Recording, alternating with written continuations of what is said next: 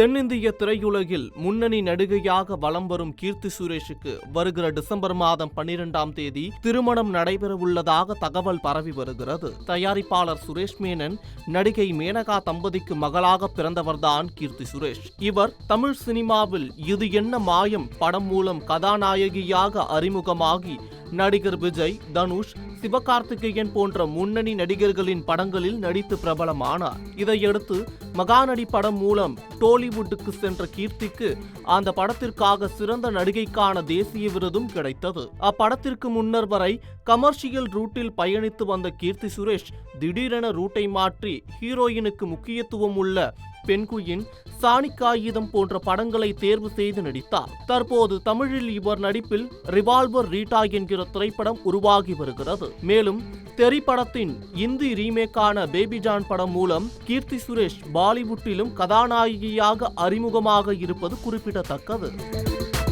நடிகைகள் என்றாலே அவர்களை சுற்றி கிசுகிசுக்கள் உலா வருவது வழக்கம்தான்.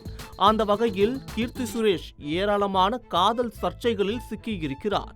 குறிப்பாக இசையமைப்பாளர் அனிருத், நடிகர் சதீஷுடன் கீர்த்தி எடுத்துக்கொண்ட புகைப்படம் வெளியான போது இருவரும் காதலிப்பதாகவும் திருமணம் நடைபெற்று விட்டதாகவும் பரவலாக பேசப்பட்டது. ஆனால் இந்த சர்ச்சைகளுக்கெல்லாம் கீர்த்தி சுரேஷின் குடும்பத்தார் எண்டு காடு போட்டனர். இந்நிலையில் தற்போது கீர்த்தி சுரேஷ் நிஜமாகவே திருமணம் செய்து கொள்ள இருக்கிறாராம். அவரின் திருமண வேலைகள் சைலண்டாக நடைபெறுவதாக தகவல் வெளியாகி கொண்டிருக்கிறது.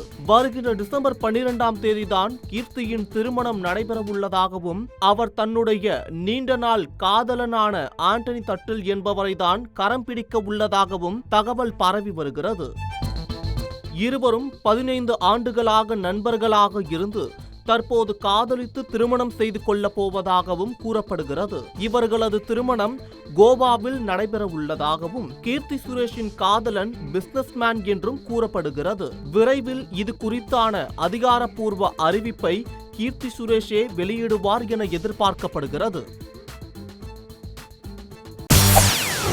செய்திகளை உடனுக்குடன் தெரிந்து கொள்ள உடனே சப்ஸ்கிரைப் பண்ணுங்க.